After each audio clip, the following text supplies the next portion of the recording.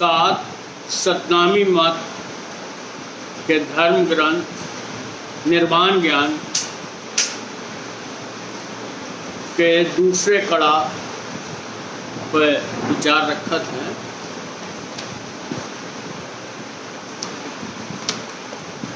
धंधा कोई बताया नहीं, निकम्मा फिरे चून का खाए। इस कड़ा में सृष्टि के आरंभ की बात है कि राम संत को दर्शी उन्होंने उन सब घटनाओं की कड़ियन को जोड़ कर जो सृष्टि के आरंभ में भाई ये कड़ा रचे। धंधा कोई बताया नहीं, निकम्मा फिर चून का खा। सृष्टि के आरंभ में कोई धंधो ना है, कोई काम धंधो ना हो। जो प्राणी थे वे ऐसे ही जंगल में घूमत फिरत रहे थे। बस्ती नहीं जंगल में, कोई बस्ती भी ना थी और वे प्राणी सब जंगल में रहे थे। कपड़ा नहीं पान को, पैरन कार्य कपड़ा भी नहीं बनो थे। पान के पत्तन में टाँकी लगाए के अपनो शरीर ढकत थे। एक दिन पवन बहुत ही आया, उन ऊपरला पान। एक दिन बहुत तेज हवा चली,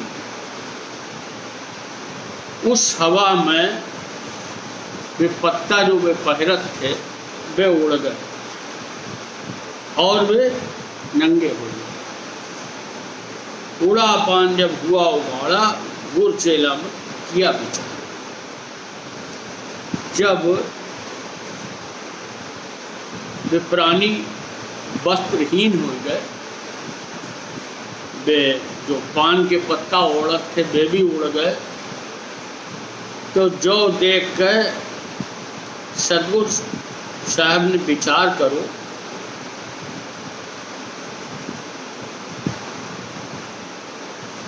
और फिर उन्होंने सदगुरु अर्ज करी गुरु से। सदगुरु साहब ने अपने गुरु अवगत आप से अर्ज करी कि दुनिया पे छाया करो, जो संसार पे कृपा महर करो। जो संसार दुखी है, आगे कह रहे कपड़ा बिना अदब कछु नाही, पशुआं जो फिर जंगल के मार।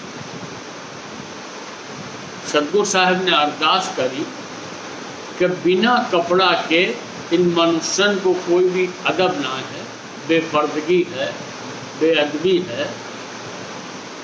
ये तो इस तरीका से जंगल में फिर रहे हैं जैसे पशु फिर। इससे जहुरब से जो बात भी सामने आत है कि उस समय पशु भी थे, पशुआं जो फिरे जंगल के में। आपकी इच्छा ऐसी आई, हुक्म से एक बन उठा। अवगत आप सृष्टि के कर्ता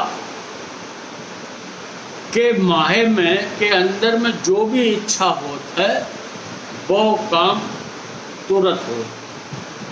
आपकी इच्छा ऐसी आई, हुक्म से एक बन उठा। उनके हुक्म से एक बन तैयार हो गया। उस बन के तुरंत लगी कपास और उस बन में कपास के पौधा लग, कपास लग गया। उसका कपड़ा होशी खासा, वो कपड़ा जो अवगत आपके हुक्म से वो बनो, उसमें तुरंत ही कपास लगी और वो कपड़ा खास है वो, क्योंकि वो अवगत आपके हुक्म से बनो।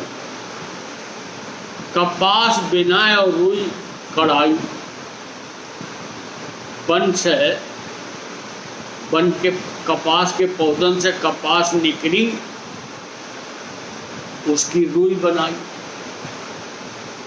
चिवटी दे दे सूत कटाई। और साहेब ने स्वयं उस रुई से सूत काटे। उसी सूत का ताना तनिया एक दरखत नीचे बिखर गई और उसी सूत से ताना पेटा बनाओ। एक पेड़ के नीचे विद से उसे बुनो। बड़ी फजर में लोग उठाना, उनकी नजर पड़ा बहुत। जब सवेरो भाव तो लोग उधर आए, उनकी उस पर नजर पड़ी तो सतगुरु साहब ने उनसे कही। सतगुरु उनको वन बताई, जिस वन में आपके हुक्म से कपास लगी थी, वो उन लोगों को वो वन बताई और उनसे कही इसका कपड़ा करो कटाई, इस कपास से तुम कपड़ा बनाओ। उनको ताना पेटा सब बताया। सतगुरु साहब ने स्वयं ताना पेटा बनाए के बुन के उन्हें बताओ। कुछ प्राणी जो पहलो धंधो शुरू हो, खेती के बाद जो पहलो धंधो शुरू हो, जो वो कपड़ा बुने।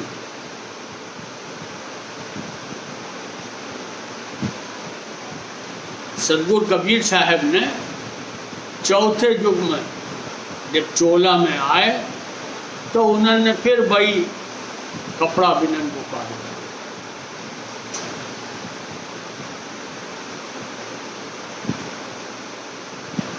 उन्हें ही तनिया, उन्हें ही बुनिया, कपड़ा ले ले ओढ़े दुनिया। सतगुरु साहब ने ही पहले उसे ताना बाना बना के उसे बिन के बताओ। अब वो कपड़ा सब दुनिया ओढ़ रही। एक सवाल अक्सर पूछो जाता है कि सफ़ेद कपड़ा और हाथ के बुने कपड़ा में क्या विशेष बात है। महात्मा गांधी ने खादी यानी रुई से स्वयं सूत बनानो, उसको हथकरघा पर कपड़ा बिननो, जो सतगुरु साहब को ही बताओ तो इसकी विशेष बात है। इस कपड़ा की जो हाथ के जो सफ़ेद कपड़ा रुई से बनो भो और हाथ से बिनो भो, इसकी जो सतगुरु साहब के हुक्म से भो उन्होंने स्वयं बनाओ, इसलिए इसकी विशेष बात है। अब कपड़ा ले ले ओढ़े दुनिया, वही कपड़ा लेके संसार उस समय पहनने लगो, ओढ़ने लगो। बहुत कुटुम हुआ शिव आगे, जगह बिना दुख पाओगे। महादेव पार्वती जी को परिवार बहुत बढ़ गो, जगह बिना दुख पावन लागे। यानी मकान रहन को ना थे, जगह तो बहुत थी लेकिन कोई ऐसी मकान टाइप की जगह ना थी जहाँ सब रहें। महादेव ने अरज गुजारी जगह देव रहने के तान। महादेव जी ने सतगुरु साहब से अरज करी कि इन कुटुंबीन काजे रहन काजे जगह दो। वीरों को हुक्म जब किया, पर्वत माई घर कर दिया। सतगुरु साहब ने जो 52 वीर थे, जो साहब की जो सूक्ष्म शक्ति है, उन्हें हुक्म करो। उन्होंने उन 52 वीरन ने जो पहाड़ थे, उन्हें पहाड़न में उनके रहन काजे घर बनाए गए। पर्वत माही घर कर दिया, सो उनके रहने को दिया। वो उनके रहन कार्य हुआ। हुक्म से किया अलूरा आगे, उसे देख देख घर चुनने लगा। अवगत आपके हुक्म से अलूरो बस गो। फिर आगे उसे ही अलूरे में जो बाउन वीरन ने जो पहाड़न में जो घर बनाए थे, उसे देख देख के और संसारी प्राणी भी घर बनाने लगे, देख देख घर चुनने लगे। नवनाथ खालसे का रखा सिद्ध 84 कबीर भी था। कबीर साहब ने नवनाथन को गांव की यानी जो बस्ती थी उसकी देखभाल करन कार्य उन्हें नवनाथ को, नव प्राणीन को और चौरा खालसे को मतलब सबकी कैल सेवा देखभाल व्यवस्था करन कार्य सिद्ध 84 कबीर की थरपा और 84 प्राणीन को सिद्धि देके उन्हें सिद्ध थरप दो। नवनाथ और सिद्ध 84 आदू किया अलूरे दास। नवनाथ और सिद्ध 84 को अलूरे में बसाए दो, खून की व्यवस्था उन्हें दी। अवगत पास से सदगुर आया, टीका चित्रावन को दिया, चित्रावन को किया राजा। अवगत आपके हुक्म से सदगुरु साहब ने चित्रावन को टीका दो, टीका यानी बड़े को, और उन्हें राजा ठहरप दो कि तुम इस नगरी के राजा। गांव की सब सौंपी मर्द और सारी मर्यादा सारी व्यवस्था उन्हें राजा बनाए दो, उन्हें सौंप दो। अवगत ने थर पे नवनाथ थाना सौंपा उनके। जो अवगत आपने नवनाथ थर पे थे, थाना जो ऊपर कई खालसे का रखा यानी थाना, वो सब गांव की व्यवस्था उन्हें सौंप गई। दंडौत कही नहीं सवा फिरानी, कोबदा मन में कोबिद।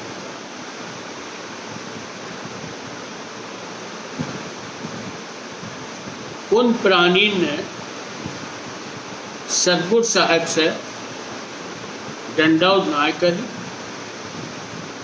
उनके मन में कुबद आ गई, अपने को वे बड़ों समझने लगे और उनकी कुदृष्टि हुई गई।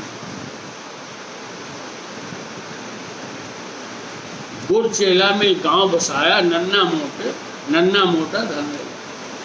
गुरचेला ने मिलकर जो गांव बसाओ तो उसकी सब व्यवस्था करी थी और छोटे बड़े सबको धंधे से लगाए जाओ तो गांव बसाए के आप बेचारा पीछे को भी व्यवस्था करके उनके जिम्मे कर दे। पीछे समय गुजरो तो वे जिन्हें व्यवस्था दी थी 84 सिद्ध नवनाथ और चित्रावन राजा करो तो वे भरम गए, वे अहंकार में फंस गए। तो अवगत के खबर ले आओ, चल देखो दुनिया का। अवगत आपने अपनी इच्छा सदगुरु साहब को हुक्म दो कि तुम जाओ और देखो उनके क्या भाव है, कैसे भाव है। जब सदगुरु अलूरे आया, आए के नवनाथन से बता। सदगुरु साहब अलूरे आए के नवनाथन से बात करी। सदगुरु ज्ञान सुनावन लागे। सदगुरु साहब ने उन्हें ज्ञान सुनाओ। जग सोवे गोरख जोगी गोरख ज्ञान। सारो संसार है, सोवे के मतलब जड़ है। एक जोगी गोरख वे ही चेतन है, उन्हीं की चेतना से जो जड़ संसार चेतन जैसो लगत है। इसलिए कि जग सोवे जोगी गोरख जान।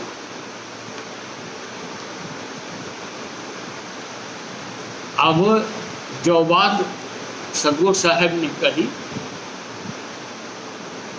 तो नवनाथ कह रहे हैं, कौन है गोरख किसकी बात पृथ्वी में, तो हम नवनाथ। इतनी अहंकार आएगो, इतनो भूल गए कि अपने बनान वाले को भूल गए। और वे सदगुरु साहब से पूछ रहे हैं कि गोरख कौन है, तुम किसकी बात कर रहे हो? इस पृथ्वी पर तो हम नवनाथ हैं। पीछे आए सिद्धों को पूछा, फिर सदगुरु साहब भूल से चल के सिद्धन के पास आए। वो 84 सिद्ध ठरके थे और सिद्धन से उनने पूछी, समझो सदगुरु हैगा दूजा? कही तुम कुछ समझे तो कि सदगुरु भी कोई है तुम्हारे अलावा? तो 84 सिद्धन ने कही, कौन है सदगुरु, कौन कबीर? हमसे 84 बाउंडी। उन्होंने कहा, कौन सदगुरु है कौन कबीर है हम किसी को ना जानते। हम तो सिद्ध 84 हैं और बाउंडवीर हैं, जिन्होंने अलूरो रहन कार्य बनाओ। हम सिद्ध 84 बाउंडवीर। तो अब सदगुरु साहब उन्हें पिछली याद दिखा रहे कि उस दिन को याद करो लोगों, बस्ती नहीं जंगल में पौड़ो। सदगुरु साहब ने उनसे कही, उस दिन को याद करो जब बस्ती भी ना थी और तुम जंगल में सब जने रहते थे, रहन की जगह नहीं थी, कपड़ा नहीं पान को ओढ़ो, पैरन कार्य कपड़ा भी ना थो, पान के पत्तन से अपनो तन ढकत थे। एक दिन पवन बहुत ही आया, तुम ऊपरला पान उड़ाया।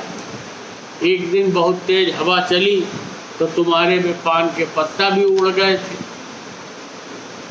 उड़ा पान जब हुआ उगाड़ा, बेदिन रे तुम क्यों विसारा? सदगुरु साहब उन्हें चिता रहे कि जब वो पान के पत्ता भी उड़ गए थे तो तुम वस्त्रहीन हो गए थे, बेदिन तुम क्या भूल गए? वीरों को हुक्म जे किया, पर्वत माई घर कर दिए और रहन कार्य जगह ना थी तो बाउंड वीरन को हुक्म दो, उन्होंने पर्वत के माँ के अंदर तुम्हारे रहन कार्य घर बना दे। अब सिद्ध कह रहे हैं, कहो स्वामी तुम रहो कहीं, बात तुम्हारी मानी। अब उनसे पूछ रहे सदगुरु साहब से कि तुम स्वामी कहाँ रहे थे? हमें तो मालूम ना है तुम कौन हो, कहाँ रहे थे, लेकिन हम बात तुम्हारी ना मानी। अब सदगुरु साहब अपनो परिचय दे रहे कि शब्द किनारे बास हमारा, समझे ताको दे विचार। सदगुरु साहब ने कही कि शब्द किनारे मेरो बास है, अगर तुम इसे समझोगे तो हम तुम्हें इसके आगे को विचार दे देंगे कि शब्द किनारे क्या बास है। शब्द किनारे बास हम, यानी शब्द पे में ही मेरो बास है, लेकिन तुम समझोगे, मानन को तैयार होगे तो तुम्हें हम जो शब्द किनारे की बात कही है, जहाँ को क्या विचार है, इसको क्या भेद है, जो हम तुम्हें बताएंगे। अब फिर कह रहे हैं, नवनाथ कह रहे हैं, हम समझे नवनाथ सूचा, हमसे और कौन है ऊंचा। नवनाथन ने कही, हम तो सबसे उज्जवल पवित्र हम ही, हमसे और कोई भी हमसे ऊंचो नहीं, सबसे ऊंचे सबसे बड़े हम ही। तो कबीर साहब कह रहे, कहे कबीर तुम कितबित सूचा, मलधारी तुम मन से उपजा। कबीर साहब जो अवगत आपकी इच्छा उस समय चोला में थी, उस चोला को नाम कबीर साहब। आज मैं भी खो। कहे कबीर तुम किसमें सोचा मलधारी तुम मचो गया। कबीर साहब लिखे तुम शुद्ध और ऊंचे कैसे हो, तुम्हारो शरीर तो मल से बनो, मलई से उपजो है, तुम मलधारी बई तुम धारण करे भय हो। इस शरीर के अंदर मलई मल है। इतनी बात जो सदगुरु साहब ने उनसे कही कि मलधारी तुम मल से उपजा, इतने में उनको अहंकार है, वो अपनी चरम सीमा पर पहुंच गए। कुब्जी मिलकर पत्थर उठाया और उन्होंने सदगुरु साहब को मारन के भाव से पत्थर उठाओ। अब कबीर साहब ने कोई जवाब ना दो। कबीर जी फिर अवगत है, वे फिर हुक्म लेना और उन्होंने अरज गुजारी, सदगुरु अवगत से अरज गुजारी, ये तो चौकी हुई गई। सदगुरु साहब ने अपनी रिपोर्ट दे दी कि जो चौकी जो स्थान तो अब गलत हुई वो है।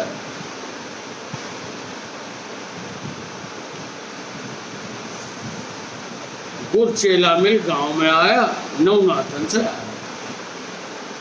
गुरचेला आप और आपकी इच्छा मिलके गांव में आई और नवनाथन से आए के बन गया।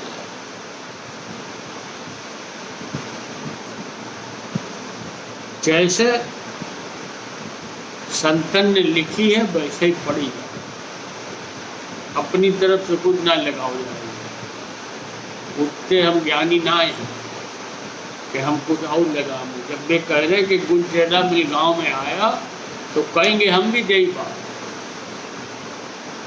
भगत को भेद है वो बात अलग है, लेकिन जहाँ पर जो बात संत ने कही है हम उसे थोड़ी दूसरी अपनी तरफ से दूसरी ना कह सकते। तो कह रहे गुरचेला मिल गांव में आया, नवनाथन से आए। नवनाथन से आए के बात करी। पार्वती जोगी के दर्शन को आई, तुम तो हमसे करी भलाई। ये पार्वती जी को पतो चली तो वे जोगी के दर्शन कार्य आई और वे बोली कि आपने तो हमसे हमारो बहुत भलो करो है। कहे दंडौत पार्वती बैठी और दंडौत बैठ गए। पार्वती जी बैठ गई। चित रावण के बेटा की थी। चित रावण के बेटा ने जो बात जो दृश्य देखो, कुब्धा के मन साहू, उनके अंदर उबद उपजी। चित रावण के बेटा के उबद उपजी। बाला जोगी कह बने। क्या कुबद उपजी के उनके ये जोगी हैं जो इनकी बाला, जो इनकी स्त्री है, ऐसी उनके अंदर कुबद उपजी। कुब्दा के झूठ बहुत ही प्यार, जो उन्हें इतने झूठ उनने उनकी दृष्टि में जो झूठ व्याप गई, साथ छाड़ के आपा था।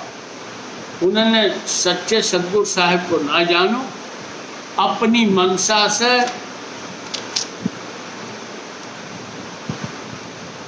मैं कुबद उनके आ गई। जोगी से कीनी बेकौली, उन्होंने जोगी से बेकौली बेप्रतीति के वचन कहे। जब से कजरा देही, उसी समय से जो कजरा देही, जो उन्हें कजरा देही प्राप्त हो गई और उसी समय से जो कजरा देही चली। मन में धरा सदगुरु को मारन, चितरावन से हुआ चाहे। जब जो होगा तो चितरावन के बेटा के साथ जो भाव तो चितरावन के मन में जो आई कि सदगुरु साहब को मार, चितरावन से हुआ चार। वे चितरावन जो राजा थर पे थे उन्हें चारण यानी भाट एक जाति सी होत है जो कि बड़े लोगन के राजन के दरबार में, जमींदारन और के दरबार में उनकी झूठी प्रशंसा में गीत गाते। तो चितरावन से राजा से भी इस स्थिति पे आएगा। स्वांग बनाए करे वे हंसा उनका नरक खाना, वे चारण स्वांग बनात और राजन को खुश करन काजे तरह तरह की क्रिया कर स्वांग बनाते हैं, रूप बनाते हैं, उनका नरक खाना होगा। संत कह रहे हैं इनको अब नरक खाना बासा होगा, यानी अब ये 84 लाख जोनी के आवागमन में जाना। उनका भाव फला उन्हीं को रावलिया माने चाहे।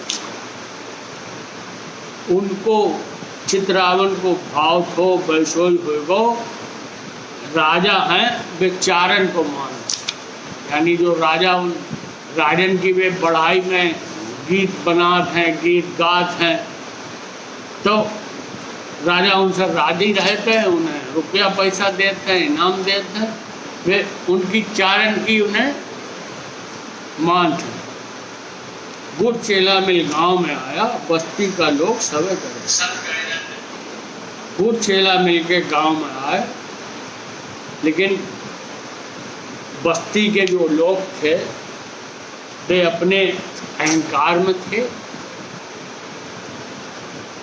दंडौत कही नहीं सवा फिरानी, कुब्दा मन में कोदिश रानी।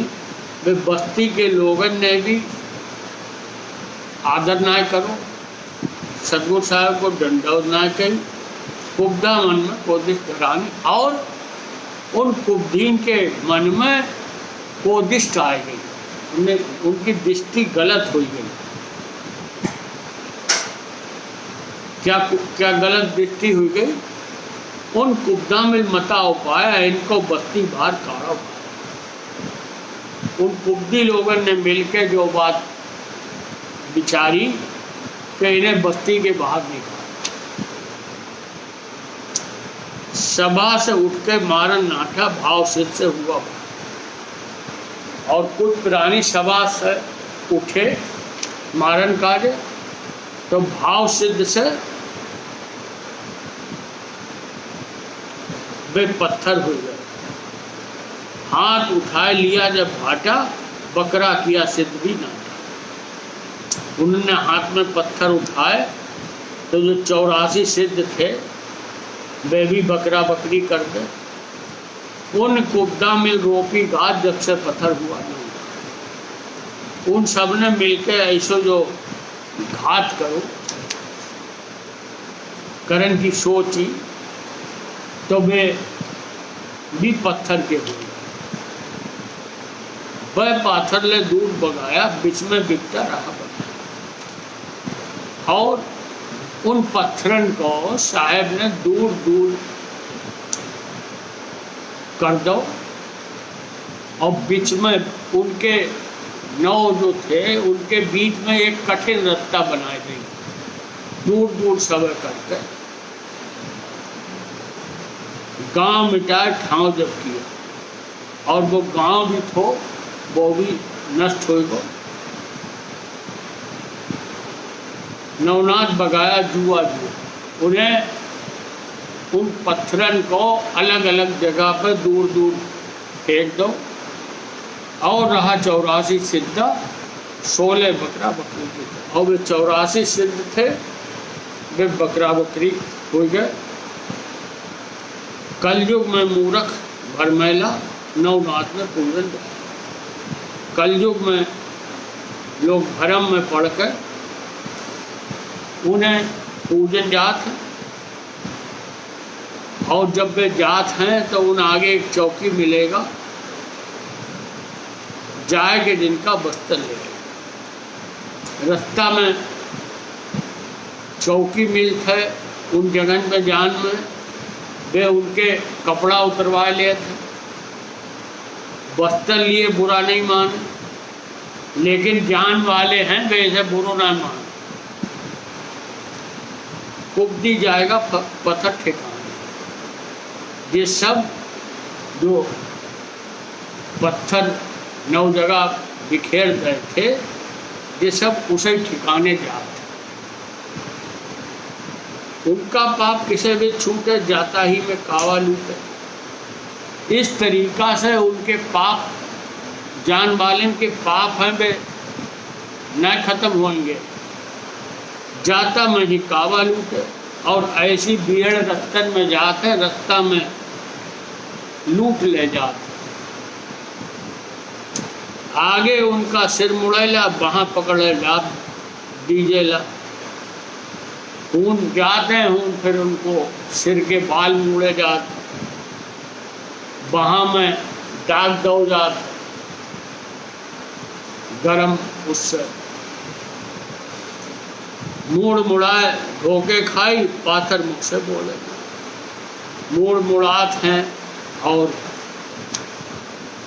चट्टान दंडवत करते, झुक के रोक खाते, लेकिन पत्थर तो कुछ बोल रहा है।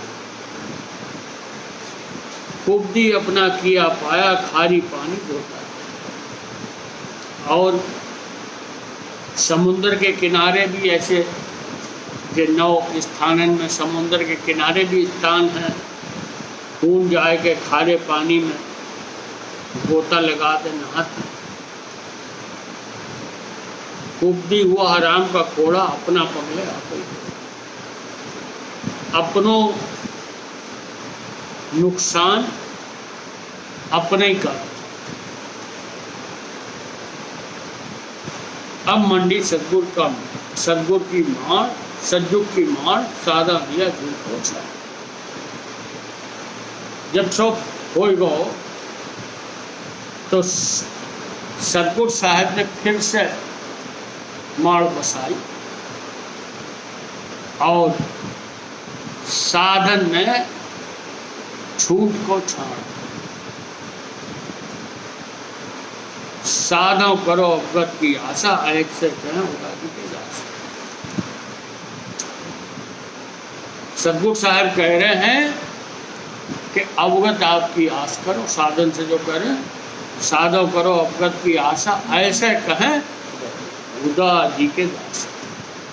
अब हीन पे देखो, जो बात देखो, जो सतयुग की बात है, और उदादास नाम प्रगट करो चौथे युग में। इसको मतलब क्या है कि कबीर साहब कहो चाहे उदादास बाबा कहो, एक ही बात। दोनों चोलन में आपकी इच्छा ही विराजमान भई। निर्वाण ज्ञान में कही उदादास नाम भेद से पाया, भाई जे है दास कबीर। इच्छा का नाम है दास कबीर। सतयुग में भी इच्छा चोला में प्रगट भई, दास कबीर नाम हो। तो उदादास कबीर साहब, कोई दोनों में फर्क ना, एक ही इच्छा है। आपकी इच्छा एक है। तो कबीर साहब के चोला में सतयुग में भी आई, कलयुग में भी आई, द्वापर में हनुमान के चोला में आई, कलयुग में फिर आज से 360 साल पहले उदादास के नाम से प्रकट भई। तो आपकी इच्छा एक है, आप एक हैं। भगत के भेद में आप हो, आपकी इच्छा एक है। सत्य।